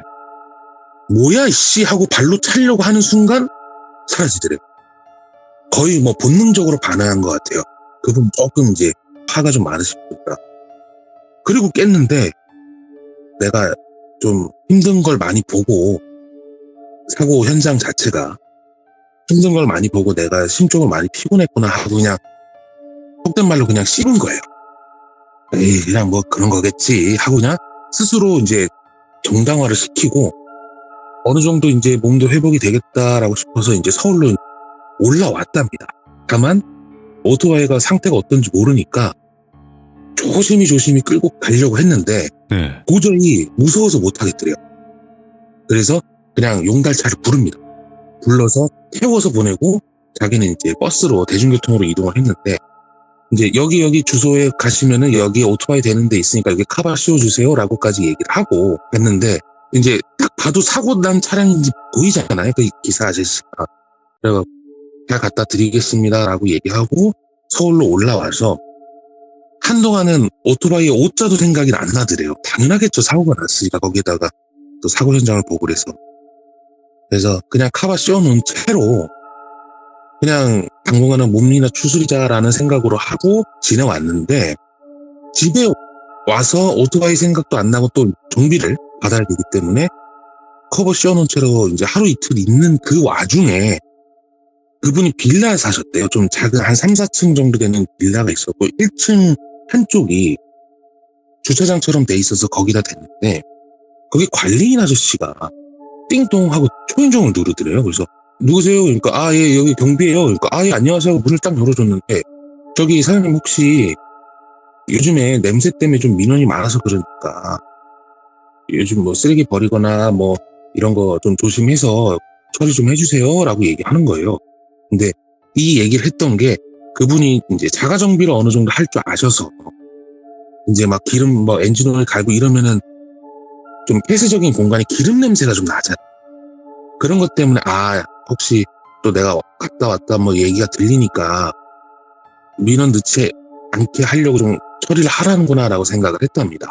그래서 예 알겠습니다 뭐 근데 그렇다고 또 아유 당신이 뭐 기름 냄새 때문에 사람들이 불편하라고 얘기하면 서로 불편하니까 그런 식으로 좀 애둘러서 얘기를 했었대요. 그래서 예 알겠습니다. 제가 요 며칠 사이에 좀 갔다 오다가 사고가 나가지고 당분간은 오토바이를 좀 안 쓸 것 같아요. 그래서 카바 씌워놨습니다. 그러니까 아 그러면 뭐 크게 상관없죠 뭐. 근데 모르겠어요. 요즘에 누가 막 쓰레기를 버리고 하나 막 이러는데 얼마 전에 무단 투기로 한번 또 단속이 된 적이 있어서 아 그냥 알겠다라고 얘기하고 보내고 이제 센터에다 전화를 합니다. 오토바이 센터에 전화를 해서 오른쪽 슬립 사고가 났다. 그러니까 수리를 좀 받아야 된다. 라고 예약을 해놓고 뭐 할리데이비스는 그렇게 예약을 해야 된다 그러더라고요. 또 비싼 네, 거니까. 네 맞습니다. 오토바이로 치면은 이제 스포츠카니까. 그래서 예약을 하고 가는데 이제 용달차를 또 섭외를 해야 되고 하는데 이제 한 일주일 정도 이제 시간이 텀이 좀 있었대요. 너무 이제 힘들고 그러니까 사우나에 한번 가자 라고 얘기를 해서 사우나에 갔답니다. 그래서 다 잊고 오늘은 나를 위한 힐링이다 싶어서 뭐 반증막 이런 데 다 가서 잘 땀 빼고 캐빈의 락카문을 딱 열었는데 전화가 오더라고요. 으르릉 하다가 전화가 이제 그쪽 상대방이 끊으면 부재중으로 딱 바뀌는데 부재중이 30통이 와 있는데 근데 보통 이제 업무적으로 아주 큰 일이 아니면 30통까지 오기가 쉽지가 않은데 전화번호 보니까 오토바이 센터 사장 그리고 거기 정비 과장 거기 있는 직원 뭐 112도 전화가 와 있고 뭐 어디 서입니다. 뭐 누구누구씨 바로 연락 주세요. 요런 메시지가 와 있더래요. 그래서 뭐야 이거 왜 나한테 왜 그러지? 혹시 사고 난 거 뒤처리 때문에 그러나? 근데 그렇게까지 당사자가 아닌 그러니까 피의자가 아니라면 그런 이제 주변에 이제 현장이라든지 이런 거를 진술하는 입장이면 참고인이나 증인 같은 경우는 그렇게까지 전화를 하지 않습니다. 그냥 부재중이면 뭐 예를 들어서 뭐 강남구 경찰서 홍길동 경위입니다. 이거 사건 때문에 연락드렸는데 부재중이어서 연락드렸습니다. 시간 되시면 연락 부탁드립니다. 뭐 이런 식으로 네. 얘기를 하게 되지 경찰서에서 그렇게 전화 오는 거는 정말 잡히면 이제 가시는 분들, 잡히면 이제 바로 유니폼 입으시는 분들도 그렇게 전화 안 하면 잡으러 가지. 너무 이상하다 싶어갖고 전화를 했죠. 그러니까 사장님 어디세요? 라고 정비소 사장님이 얘기를 하더랍니다. 아니, 고객이 나한테 왜 소리를 질러? 살짝 기분이 나빴는데, 그래, 뭐, 어차피 뭐, 그럴 수 있지, 뭐. 혹시 뭐 돈이 많이 나왔나? 뭐, 엔진이 뭐, 망가졌나? 뭐, 이런 줄 알았는데, 사장님 지금 어디세요? 나 지금 사우나인데 왜? 빨리 오세요! 빨리! 센터로 빨리 오세요! 그러는 거야. 알겠다. 갈게 뭔 그러냐. 그 택시 타고 바로 갔답니다. 근데 우리 백차 2대하고 앰뷸런스 하나가 그 정비소 센터에 있던 거래요. 혹시 다른 쪽에서 사고가 났는데 내 오토바이를 쳤나? 뭐 이런 생각이 들었대요. 근데 그건 아니었던 것 같아요. 근데 경찰이 딱 보더니 수고 많으십니다. 혹시 이 오토바이 차주 되시냐고. 그러니까 네 맞습니다. 저기 혹시 뭐 아시는 거 없으세요? 이렇게 약간 텀을 들이면서 아시는 거 없으세요라고 하더라고요. 그래서 네. 무슨 말씀이세요? 그게 하면서 경찰하고 구급대원이 얘기하는 게, 자, 이제 약간의 과학 시간으로 갈 겁니다. 아마 차량이 있으시거나 오토바이 있으시거나 관심이 있으시면 다 아실 텐데, 휀다라는 부품이 있어요. 차든 오토바이. 그 휀다라는 데가 뭐 하냐면, 바퀴가 돌아갈 때 바닥에 있었던 흙먼지라든지, 뭐 물이라든지 눈이라든지 이런 게 돌면서 튀잖아요, 위로. 그걸 막아주는 일종의 이제 우산 같은, 오토바이에도 그렇고 차에도 그렇고 이물질이 튀지 말라고 막아놓는 일종의 우비 같은 존재입니다. 그 휀다가 있는데, 그 할리 데이비슨 로드킹이라는 그 자체 휀다가 바퀴를 거의 덮고 있어요. 바퀴가 노출되어 있는 게 아니라 위쪽서부터 중간까지 바퀴를 덮고 있기 때문에 그 휀다를 다 덮었는데, 정비를 하려면 기본적으로 들어야 됩니다. 차든 오토바이. 딱 들어서 이제 사고가 났기 때문에 우선 1차적으로 이물질을 제거한다고 고압수를 뿌렸는데 뭐가 툭 떨어지더랍니다. 툭 떨어졌는데 한때 사람이었던 신체의 일부분이 나온 거예요. 3개가 나왔습니다. 3개가 나왔는데 생각을 해줄 수 있게 하는 거, 그리고 볼 수 있게 하는 거, 아이고. 그리고 멋을 내게 해주는 부위가 나온 거예요. 지금 많이 돌려서 얘기를 해주신 거구나. 네. 네, 신체 일부분의 3군데가 나왔어요. 근데 처음에는 왜 우리 보면은 아실 거예요. 그 염화칼슘 같은 거 뿌리는 그 다음날 보면 차 밑에 막 눈 같은 거 막 덩어리로 다 붙어 있잖아요.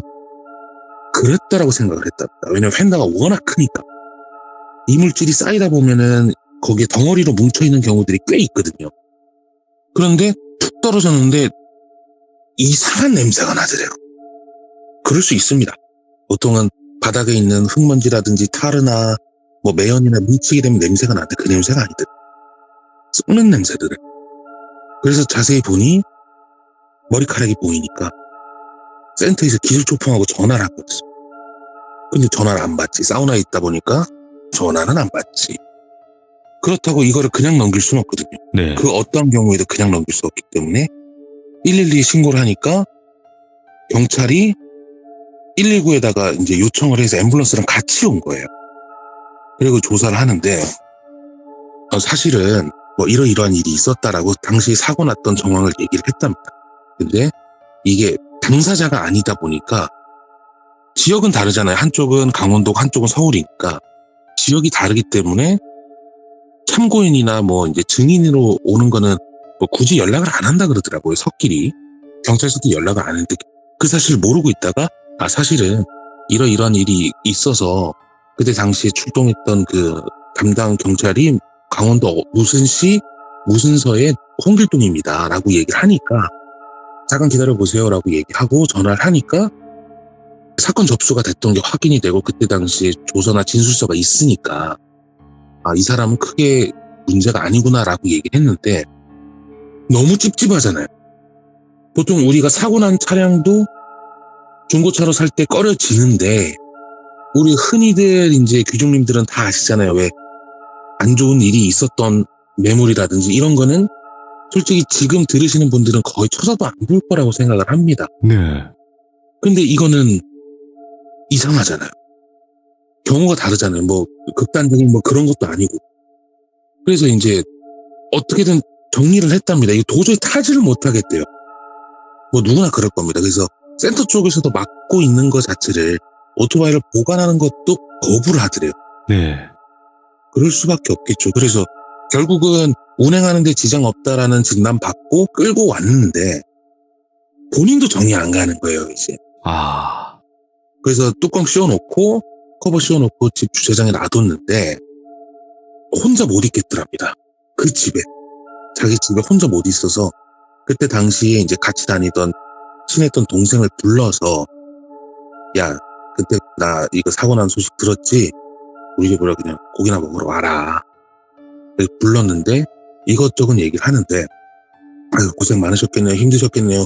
서로 이제 술 한잔 먹으면서 좀 마음 풀고 으쌰으쌰 하고 잠에 드는데 가위 아닌 꿈 아닌 가위 같은 또 이상한 느낌으로 꿈을 하나 뜨게 됩니다. 뭐였냐면 그분이 이제 침대가 조금 높대요.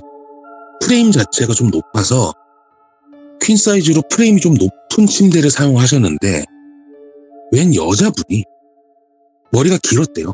그래서 여자라는 걸 아는데 웬 여자분이 엑소시스트에 나오는 그 계단씬처럼 거꾸로 엎드려 뻗쳐를 해서 방을 막 돌아다니더래요. 네. 근데 이제 이미 그걸 알고 있잖아요. 본인 스스로가 사고가 났다라는 일말의 스토리를 어느 정도 아니까 아 혹시 사고 났던 그것 때문에 왔나 싶었는데 우리 인체 특성상 사람이 거꾸로 뒤집혀서 엎드려 뻗쳐라면 눈이 바닥으로 가잖아요. 이렇게 고개를 흔들더래. 고개를 막 흔들더니 거실로 나가는 그 찰나에 본인하고 눈이 마주쳤답니다. 근데 거꾸로 사람이 서 있기 때문에 표정을 읽을 수가 없었대요. 그리고 얼굴이 기억이 안 나더래요. 네. 근데 우리 가위바위보 할 때 우리 총 모양으로 가위할 수 있잖아요. 그러니까 둘째 셋째 같다 엄지랑 검지로 가위를 낼 수 있는데 그걸로 그분의 관자놀이를 가리키더래요. 꼭 그 드웨인 존슨 그 시그니처 포즈인 그 총처럼 이마에다가 관자놀이를 딱 대더래요. 예. 너무 무섭대요. 말 한마디도 못하고 그 덩치가 큰 양반이 시트가 다 젖을 정도로 땀을 흠뻑 흘렸는데 너무 무섭더랍니다. 그래서 그 같이 있었던 동생을 깨웠는데도 불구하고 그 사람은 안 일어나더래. 네. 너무 무서워서 나 여기 못 있겠다. 얘 어떻게 되든 나 모르니까 우선 나갔답니다. 나가서 이 동네에 있으면 안 되겠다는 생각을 해서 그냥 바로 옆 도시로 뛰었대요. 바로 택시를 타고 자기가 아는 지인의 옆 도시를 가서 이렇게 됐다. 야 무서운데 미안한데 나랑 같이 좀 있어주라. 형 이거 게임하세요. 같이 게임하시죠. 그래갖고 둘이 어떻게든 컴퓨터 앞에 앉아서 할 줄도 모르는 게임 발려가면서 시간을 보냈대요. 그러니까 해가 뜨고 나니까 어느 정도 안심이 됐다. 그리고 이게 긴장이 풀리니까 그때 막 눈이 천근만근처럼 무거워지더래요. 그래서 나 좀 잘게. 아 형님 주무세요. 저 출근하겠습니다. 식사하시고 그냥 가세요. 그렇게 얘기하고 눈을 감았는데 다행히 꿈 같은 건 꾸진 않았대요. 꿈 같은 건 꾸진 않았는데 이렇게 가만히 있으면 내가 어떻게 될지 모르겠어 어머니한테 전화를 했대요. 어머니 네. 이런 것 때문에 전화를 드렸다라고 얘기하기에는 그러면은 부모님들이 걱정하시잖아요. 사고 났다고 또. 그래서 요즘 좀 일이 좀 안 풀려서 그런데 나 점 좀 보려고 그러는데 혹시 무당집 아는 데 있냐라고 물어봤다. 근데 뭐 종종 가는데 한번 가봐라 라고 얘기해서 이름하고 연락처를 받았대요. 예. 그리고 무당집에 들어가는데 아유 피냄새, 아유 기름 냄새, 아유 머리 아파. 근데 거기 또 일 봐주시는 분들이 계시잖아요. 예. 창문 열라고 빨리. 창문 열어. 아우 기름 냄새. 근데 이제 한편으로는 약간은 그걸 했대요. 왜냐면 그분이 그때 당시 입었던 옷이 누가 봐도 라이더라는 게 증빙이 될 정도의 복장을 하고 갔었답니다. 그러니까 아주 대놓고 막 가죽 바지에 뭐 가죽 점퍼에 이건 아니지만 그래도 오토바이를 탈 것 같은 어느 정도의 그 여지를 줄 수 있는 그런 거에서 솔직히 처음엔 좀 그랬대요. 네. 그러더니 글쩍 하는데 머리가 왜 이렇게 아프냐? 눈이 왜 이렇게 아파? 막 이러더래요. 그러면서 관전을 긁더랍니다. 이 제대로 찾아봤구나. 어떻게 된 겁니까? 뭐 혹시 문제가 있습니까? 라고 물어보니까 아니야, 다행히 뭐 아기를 가진 것 같지는 않고, 근데 왜 저 여자는 허리가 돌아갔냐? 그런 거야? 아이고, 힘들었겠다. 갑자기 혼잣말을 하대요. 그래서 눈치를 챘죠. 이거 혹시 귀신하고 얘기를 하는 게 아닐까라고 생각을 했는데, 물어봤대요. 어떻게 된 거였냐니까? 이 사실은 무당말은 솔직히 그때 당시엔 반신반의했었대요. 솔직히 그럴 수밖에 없잖아요. 사고 현장을 직접 본 것도 아니고 귀신하고 얘기를 했다는데 그걸 솔직히 그대로 인정하기는 좀 어렵지만, 지금 제가 얘기한 거는 추후에 경찰한테 얘기를 들었던 내용이었습니다. 똑같이 얘기하더래요. 뭐라 얘기했냐면 차 뒤에서 운전석 뒤쪽에서 같이 가는데 좀 멀미기가 있어 뒷자리에 앉았었나 봐요. 여성분. 네, 기분 내겠다고 또 왜 그런 감성들 있잖아요. 달리는 차에서 바람 맞으면서 나오는 그 감성들, 그런 걸 이제 촬영 같은 걸 하려고 핸드폰을 끼고 창문을 내려서 상바신을 꺼낸 거예요. 촬영을 하고. 근데 처음에 말씀드렸지만 그쪽의 도로는 급커브나 급가속이나 내리막길 이런 게 많은데 핸들을 돌릴 때 중심을 잃고 아스팔트 위로 물구나무 서듯이 떨어진 거예요. 그러면서 타이어에 이제 신체 일부분이 들어가면서 허리가 이제 돌아간 거죠. 근데 그 사실을 안 사람이 급브레이크를 밟다가 조향이 안 돼서 핸들이 흔들려서 부딪혔는데, 또 이게 거기에 있었던 자연의 일부분이 앞 유리창을 뚫고 들어와서 이제 운전자도 사람이었으나 사람이 아닌 것 같은 사람이 됐고, 뒷좌석에 앉은 여자분은 그 커브를 돌고 다시 도는 그 와중에 이제 신체 일부분이 쓸려가면서 돌아가시게 됐대요. 처음에 말씀드렸던 그 검은색 스키드 마크가 있었던 타이어 그 옆에 있었던 거는 그분이 그렇게 된 것 같아요. 그래서 무당이 이제 그래, 아이고 아팠겠다. 그래서 어떻게 됐는데 이러면서 혼잣말을 계속 중얼중얼 하더니 그래 알았어.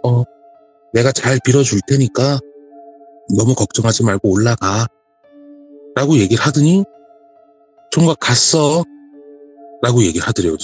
아니 어떻게 된 겁니까? 그러니까 이때 당시에 사고 현장이 이렇게 됐었고, 다행히 이제 유가족 측에서 준비를 좀 했었나 봐요. 이제 아시겠지만 사고로 그렇게 가신 분들에 대해서는 원형 그대로 유지가 되는 게 거의 없대요. 차는 이제 좀 큰 사고가 나고, 그러면 그 원형을 유지하려고도 노력을 했었고, 근데 이제 일부분이 없는 거잖아요.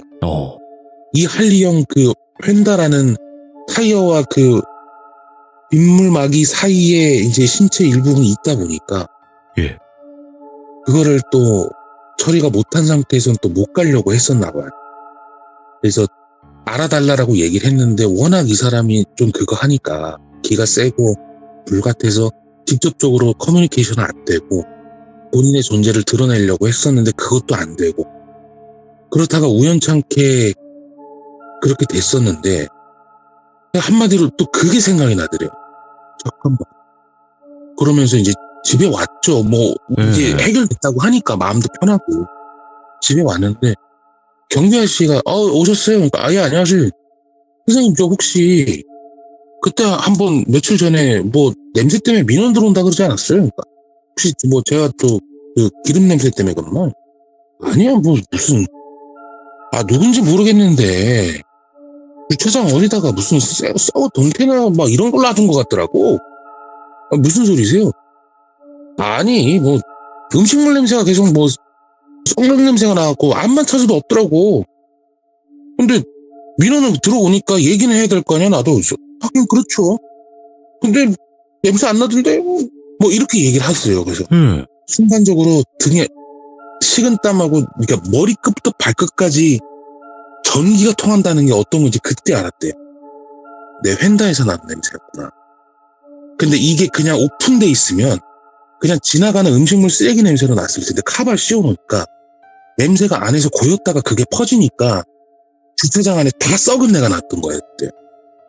그렇다고 또 이제 경비 아저씨한테 또 얘기를 하면 이제 직간접적으로 좀 그렇잖아요. 그래서 그 얘기 안 하고, 이거 또 어떤 나쁜 사람이 또 와서 음식물 쓰레기 또 어디다 몰래 짱 박았겠죠 뭐 하고 그냥 러스레를 떨고 왔는데, 이게 본인은 잘못한 게 하나도 없잖아요. 근데도 너무 미안하더래요.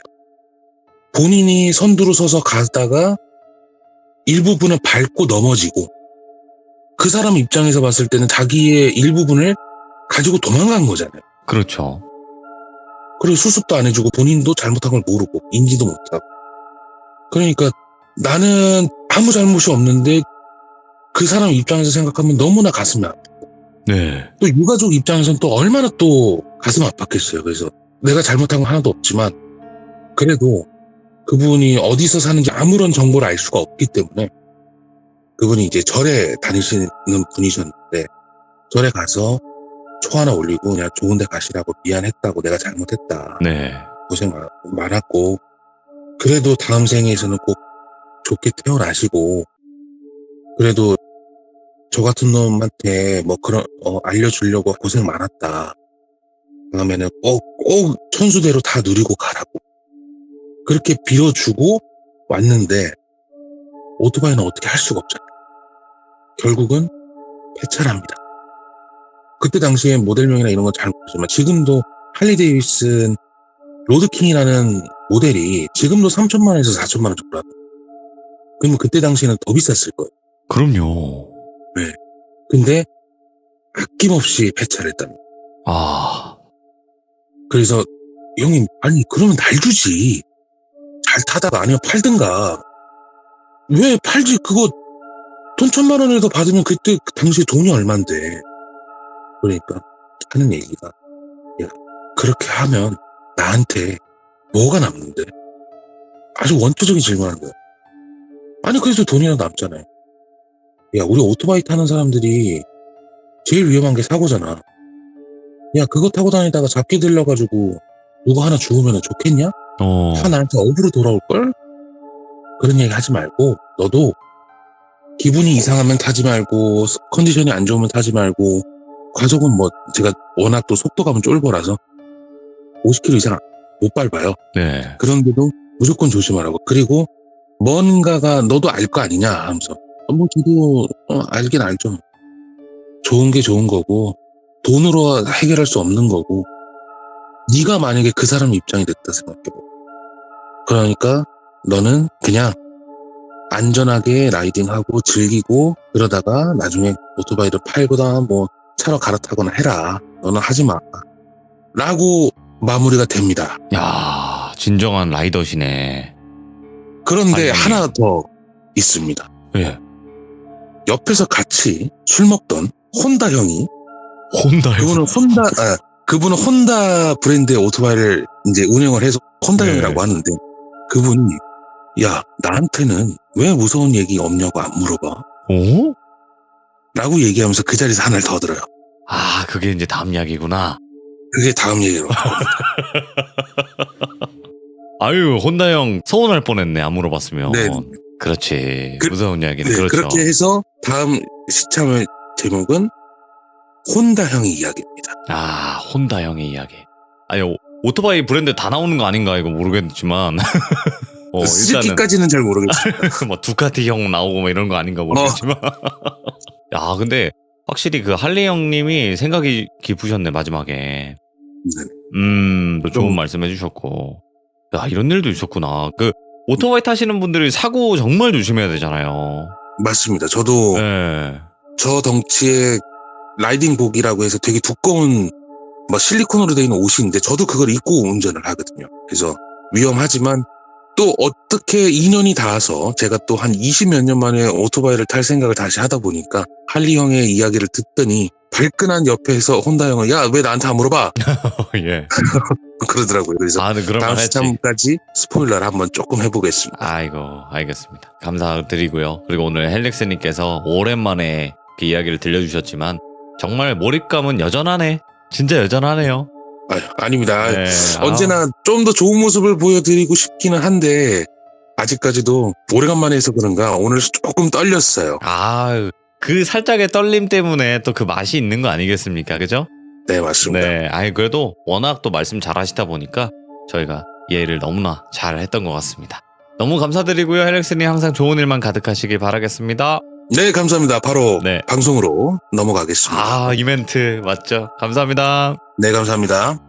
자, 이제 마지막에 헬릭스님 아시는 형 중에서 혼다 형이 야, 너한테는 왜 무서운 이야기 안 물어봐? 로 마무리가 됐고 또 다른 이야기도 있으신 것 같아요. 그 다른 이야기도 다음번에 또 들려주신다고 하니까 많이 들어주시길 바라겠습니다. 시청해주신 모든 분들 감사드립니다. 고맙습니다.